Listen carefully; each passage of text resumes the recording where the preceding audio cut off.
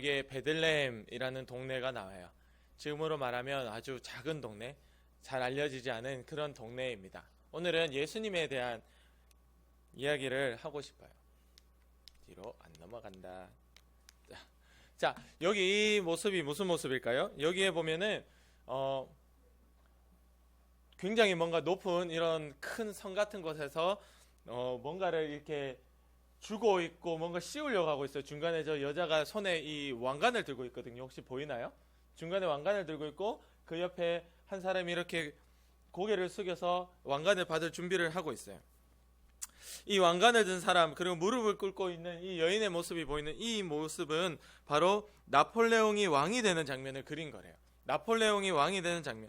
이 그림은 자크 루이 다비드라는 그 화가가 그린 건데, 이 나폴레옹이 왕이 되는 장면이 실제로 사람들이 본 것을 자기가 그림으로 나타낸 거 이렇게 딱 해놓은 거예요. 이 세상의 모든 왕들은 왕관을 쓸 때 자기가 왕이 될 때는 다 저렇게 멋지고 많은 사람의 축복을 받으면서 인정을 받으면서 진짜 왕이다. 저 사람은 정말 저 사람 왕에 걸맞게 엄청난 돈을 투자해가지고 그렇게 해야 된다. 우리나라도 대통령이 그 다음 대통령으로 이어질 때는 대통령 그 즉위식을 할 때 막 이렇게 하는 거예요. 되게 나라의 축제로 크게 하더라. 근데 우리의 왕 대신 예수님은 어떤 모습으로 어떻게 오셨는지 오늘 그 이야기를 하고 싶은 겁니다. 예수님은 성경에 보면 여우도 자기의 굴이 있고, 여우가 이제 잠을 자려면 굴로 들어가서 잔대요. 그리고 이 공중에 나는 새도 자기 집이 있는데, 우리 예수님께서는 자기의 머리를 베고 잘 베개조차도 없었다, 이렇게 성경이 이야기하고 있거든요. 그만큼 예수님은 기도하면서 돌아다니시면서 병자를 고치시면서 그렇게 이 땅에 있을 때 살아갈 때 전혀 왕의 모습으로, 또는 이 땅에 예수님으로 태어나실 때도 말 구유에 말을 키우는 그 마구간에서, 마구간의 침대도 아니고 그 말에 먹이를 주는 여물통에서 그냥 아기를 받아 거기에 뉘었을 정도로, 바닥에 뉘을 수는 없잖아. 그 여물통에 뉘을 정도로 그렇게 예수님은 왕이었지만 이 땅에 가장 초라한 모습으로 오셨다라는 겁니다. 짜잔, 미션 봉투가 도착했습니다. 하나님 나라의 왕을 찾으시오. 하나님 나라의 이 왕, 여기에 첫 번째 단서가 바로 다윗 언양이래요. 다윗 언양. 친구들, 다윗 기억해요? 성전을 짓고 싶은 그 마음을 가졌을 때 하나님이 그 마음만으로도 너무 기뻐서 다윗에게 약속하잖아요. 다윗은 너의 아들 솔로몬을 통해서 성전을 지을 수 있도록 허락해 줄 것이고, 솔로몬 너의 집을 내가 영원히 견고하게 만들어 주겠다. 네가 나를 믿으면 내가 너의 그 나라를 영원히 견고하게 해주겠다라는 것이 바로 하나님의 약속이었고, 또 다윗을 통하여 그의 자손에서 예수 그리스도 한 다스릴 자가 날 것이라는 것을 우리 하나님께서 약속해 주셨습니다. 바로 그 다윗의 약속, 성전을 짓기를 너무나 원했던 이 다윗에게 하나님이 나타나서 그의 아들 자손 중에 옛날로부터 그 하와가 선악과를 따먹고 죄 때문에 죽어야 됐던 그 제일 처음 에덴 동산에서 일어났던 그 사건, 그때 하나님이 약속해 주신 그 여인의 후손에서 사단 뱀의 머리를 밟아 부서뜨릴 자가 여인의 후손을 약속해 주신 그 예수 그리스도를 하나님께서 이 다윗의 언약, 다윗과의 언약을 통해 약속해 주신 거예요. 두 번째 힌트가 있습니다. 뭐라고 되어 있죠? 미가 선지자, 미가 선지자. 오늘 여러분 읽었던 것이 선지자 미가라는 사람이 쓴 글이에요. 이 성경에 보면은 미가 선지자가 이렇게 나타나서, 미가 선지자는 이제 남쪽에서 활동했던, 남쪽에는 이제 유다가 있었고 북쪽에는 이스라엘이 있는데, 지금 이 예루살렘 성전을 중심으로 이스라엘 백성들이 살고 있었지만 남과 북으로 이렇게 나뉘어져 있었거든요. 나뉘어져 있었어. 그러면 이 남쪽에서 활동했던 이 미가 선지자, 이미 북쪽은 멸망해가지고 지금 다른 나라의 포로로 다 잡혀가 버리고 남쪽만 겨우 살아있는 지금 그런 상황이었어요. 이 남쪽에 있는 이 미가 선지자가 이제 이 절망스럽고, 이제 우리나라가 남과 북으로 갈라진 것도 속상해 죽겠는데, 북쪽에서 하나님 섬긴다고 하는 그 사람들은 결국 다 잡혀가 버리고 이제 남쪽까지도 조만간 이제 우리도 끝나겠구나 하는 이 절망만 가득한 이때 미가 선지자가 바로 여러분이 읽었던 이 희망의 예언을 하신 거예요. 여러분, 이 모든 것들이 이제 다 끝났다 그러나 이스라엘도 이 죄악 때문에 결국 멸망한 거거든요. 죄 때문에 남유다도 이제 죄 때문에 주변에 아수르라는 무서운 나라에 침략을 당해서 이제 포로로 다 끌려가고, 모든 이들은 또 대부분 죽임을 당하게 되고 막 이런 비참한 일을 당하게 되는 이때에 바로 미가 선지자가 이 약속을, 예언의 말씀을 주셨는데, 오늘 그것이 우리에게 단서가 되더라. 그 왕이 누군가. 미가서 5장 2절 말씀 아까 여러분 읽었던 건데 앞에 다시 한번 읽어볼게요. 시작. 베들레헴 에브라다야, 너는 유다 족속 중에 작을지라도 이스라엘을 다스릴 자가 네게서 내게로 나올 것이라. 그의 근본은 상고에 영원에 있느니라. 아멘. 이렇게 말씀하고 있는 거예요. 베들레헴 동네에 나실 사람, 미가 선지자가 베들레헴 동네에 날 사람이 누구냐 했더니 그가 다스리는 자, 왕이다.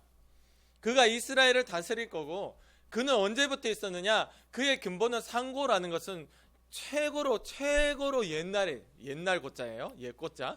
가장 옛날부터 그냥 이 지구가 만들어질 그때부터, 시작될 때부터 계셨던 분이고 영원에 있느니라.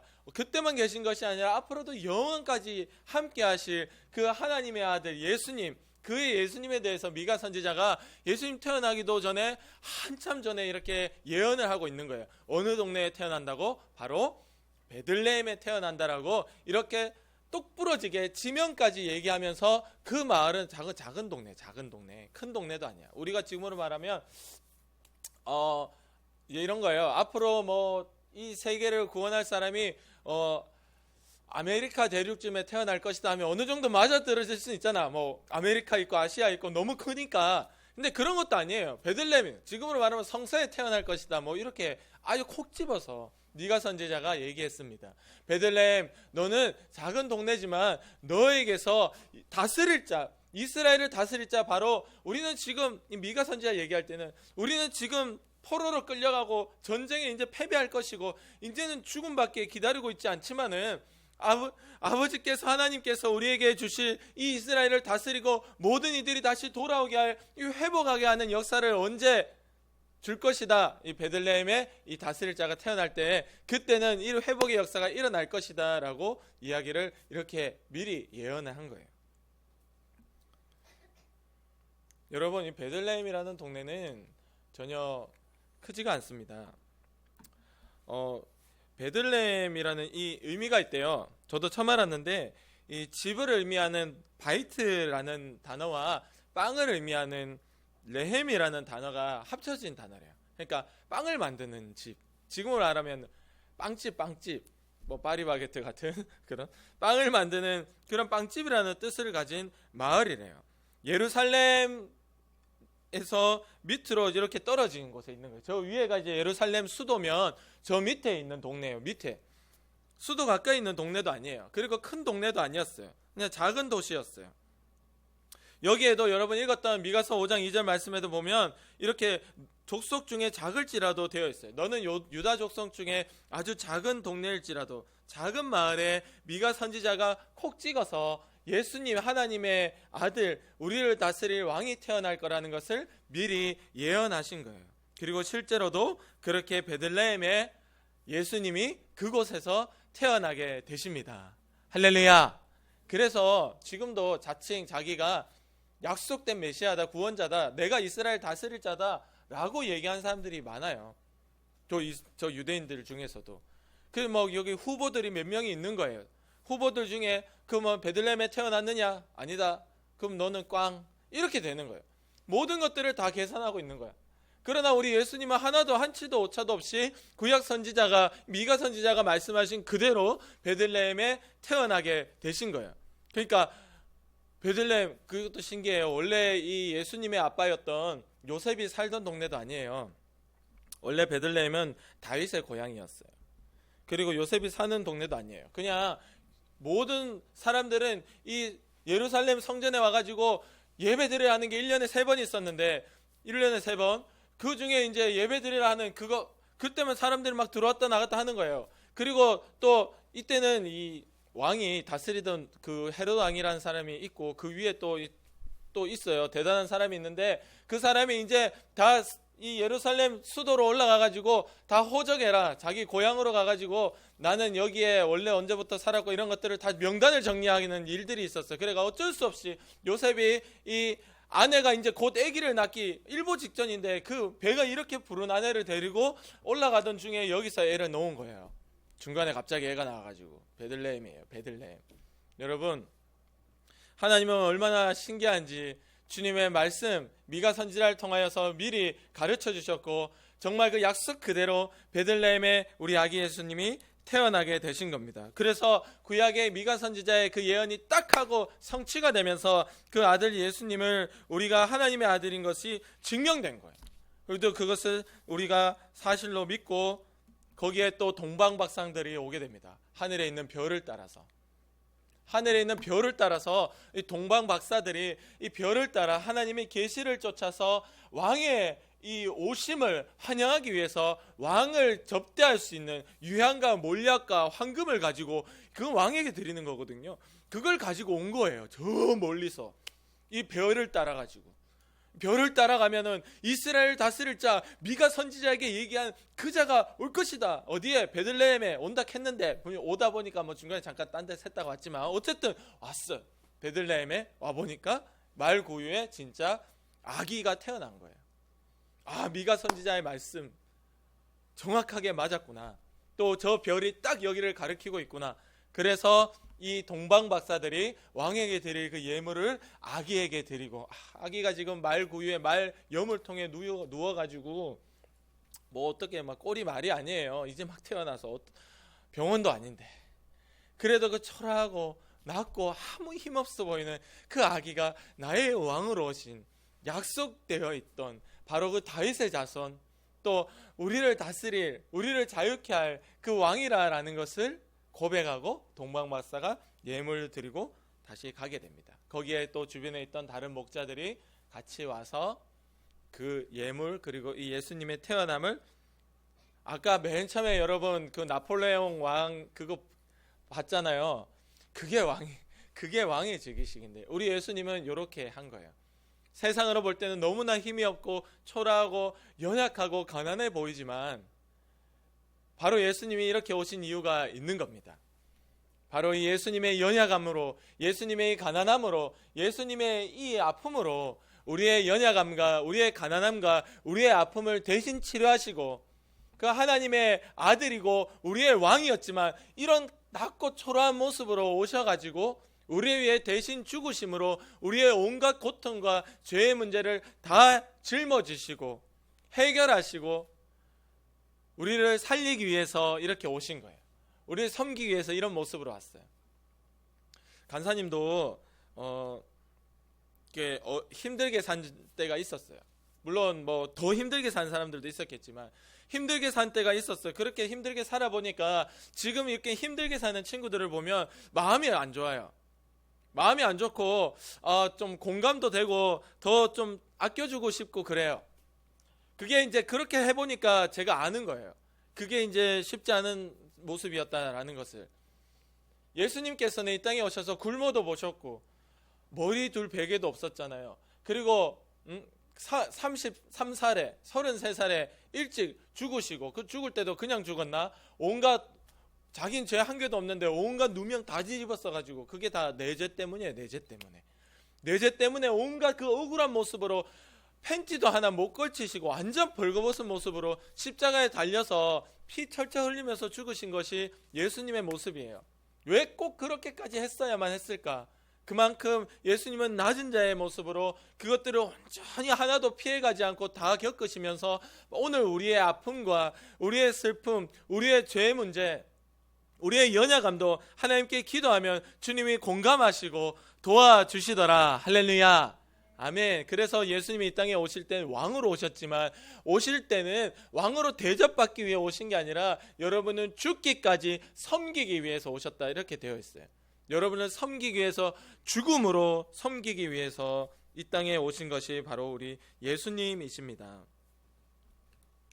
예수님, 우리의 왕, 다윗에게 약속하신, 미가 선지자가 베들레헴이라고 콕 찍어 이야기했던 그 동네에 나셨던 약속대로 오신 예수님이에요. 그러나 오늘날 우리가 여전히 죄 가운데 있고 예수님과 상관이 없이 살고 있다면 무슨 소용이 있어요? 예수님이 이 땅에 오신 게 약속대로 왔는데 나랑은 아무 소용이 없잖아. 우리 그렇게 불쌍한 자로 사는 것이 아니라 오늘 내 안에 예수님 오신 자로, 예수님이 이 땅에 오신 것이 죄인을 불러 회복시키고 회개시키고 고치기 위해서 이 땅에 오신 거거든요. 예수님은 의사예요, 의사. 이 땅에 와가지고 우리의 병든 마음과 내 머리 생각, 내 행동, 말, 그 못된 심성을 고치기 위해서 예수님이 이 땅에 오신, 의사로 오신 예수님이신데, 내가 오늘 고침받지 못했다면 예수님이 이 땅에 오신 것과 나랑 무슨 상관이 있냐, 이 말이에요. 우리는 예수님을 내 마음에 모시고 사는 자, 베들레헴에 오신 그 예수님이 나에게도 왕이시다, 할렐루야, 그렇게 고백하는 자. 아직도 세상은 예수님을 기독교로 욕하는 거예요. 아직도 세상은 교회 간다 하면 뭐 교회 가서 뭐 하냐, 너무나 초라하고 없어, 세상의 눈으로는 그래요. 근데 우리가 믿음의 눈으로 볼 때 나의 왕이시고 지금도 살아계시고 내 안에 계신 분이시고, 그가 나와 함께 하셔 내 기도하면 공감해 주시고 도와주시고 응답해 주시는, 또 무엇보다 십자가에 달려 내 죄에 대하여 대신 죽으신, 내가 천국 갈 수 있는 유일한 길이고 방법이다, 내가 천국에 갈 수 있는 유일한 길이었다라는 것을 고백하는 우리에게는 최고의 보물 예수님입니다. 할렐루야, 아멘. 그러니까 오늘 우리에게 오신 왕을 우리가 너무 감사하고 이 놀라운 사건에 너무 감격하니까 24일날 여러분 저녁에 와서 이렇게 예배하고 찬양하는 겁니다. 제가 광고 때 보여줄라 했는데 지금 보여줘야 되겠다. 짠, 이렇게 그래가지고 여기 종합 과자 선물 세트를 준비했어요. 저기 밑에 있어요. 지금 이거를 언제 줄 것이냐, 웅성거리기 시작했어요. 이걸 24일날 저녁에 줄 겁니다. 24일날 저녁에 안 오면 못 받아갑니다. 여러분 그 옆에 세은이라고 이름 적혀있는 거 보여요? 세은아, 네 이름 적혀있다 저기. 자, 저거 포장 다 해놨어요. 여러분 이름대로 포장을 다 해놓고 이름까지 다 적어놨어요. 24일날 저녁에 오는 친구들에게는 저 선물을 드릴 겁니다. 그래서 왜 이렇게까지 하느냐, 24일날 저녁에 와서 예수님이 이 땅에 태어난 것이 나의 왕으로 오셨다라는 것을 여러분이 인정하시고 그거를 목소리 높여서 찬양하고 율동할 때 하나님이 얼마나 기뻐하시겠어요. 여러분을 살리기 위해서 자기 아들 예수님을 죽이신 우리 하나님이 얼마나 기뻐하시겠냐고, 너희들이 와서 찬양하면. 그러니까 그 찬양하는 그 기쁨을 하나님 기쁘게 해드리기 위해서 준비한 거예요. 간사님이 뭐 여러분 주고 싶어서도 물론 있지, 여러분 주고 싶어서도 준비했지만 우리 하나님이 여러분 와서 찬양하면 얼마나 기뻐하실까 준비해놨다. 와서 받아가라, 알겠지? 무조건 엄마 나 24일 저녁에 교회 안 가면 나는 안 돼, 펑펑 울어보라, 알겠지? 울면 보내준다. 울면 연기해가 이렇게 물 뿌려가지고 그래서 와서 꼭 잘 받아가시기 바랍니다. 우리 기도드리겠습니다.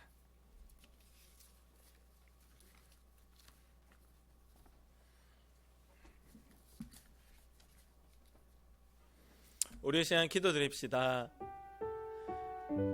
예수님이 이 땅에 왕으로 오셨습니다. 물론 그 모습은 너무 초라했지만 주님의 약속대로, 성경의 예언대로 누가 봐도 인정할 수밖에 없는 하나님의 아들로, 이스라엘을 다스리는 자로, 또한 나를 다스리는 자로 오셨습니다. 고백합니다.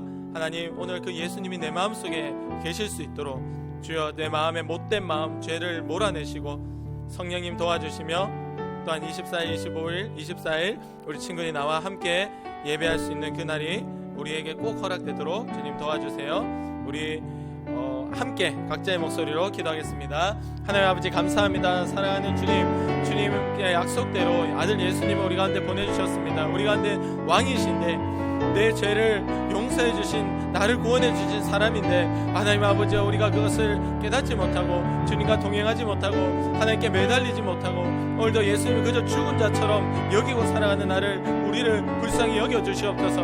우리가 기도할 때 여전히 주님은 지금도 살아계십니다. 여전히 주님은 지금도 하늘 보좌 오른쪽에서 우리를 위해 기도하고 계십니다. 여전히 지금도 주님은 왕으로 오셨고 지금도 왕이십니다.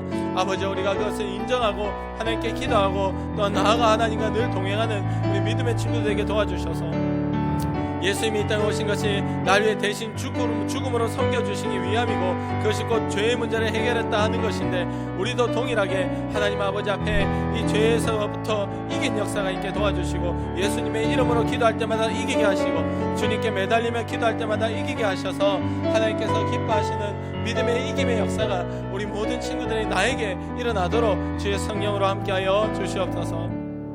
하나님 아버지 감사합니다. 우리의 삶에 우리 친구들의 학교에서든 집에서든 항상 예수님을 왕으로 인정하고 주님을 나와서 이렇게 예배하는 것을 가장 기뻐하고 주님께 예수님의 이름으로 기도합니다 하면서 기도하는 것을 가장 즐거워할 수 있는 믿음의 친구들 되게 도와주셔서 예수님이 죽음으로 끝난 것이 아니라 부활하여 하늘에 올라가시고 하나님 오른쪽에서 지금도 우리를 위해서 기도하고 계시다라는 것을 우리 친구들이 늘 고백하고 믿고 마음의 모심으로 알 수 있도록 주님 도와주시고 인도하여 주시옵소서. 오늘도 우리를 알고 예수님을 찾지 못하게 만들고 예수님 성탄절 외에는 예수님을 잊어버리게 만들고 그저 교회만 왔다 갔다 하게 만드는 더러운 귀신의 역사야. 우리 아프게 하고 병들게 하고 가난하게 만들고 기도하지 못하게 만들고 공부하지 못하게 만드는 악한 마귀의 역사야. 나사렛 예수 그리스도의 이름으로 명하노니 지금 당장 우리 가운데서 떠나가라. 우리의 마음과 병든 생각 가운데서 떠나가라. 우리의 못된 습관 가운데서 떠나가라. 주님이 승리하고 이기셨음을 고백하며 믿고 감사하고 예수님의 이름으로 간절히 기도드립니다. 아멘. 하나님께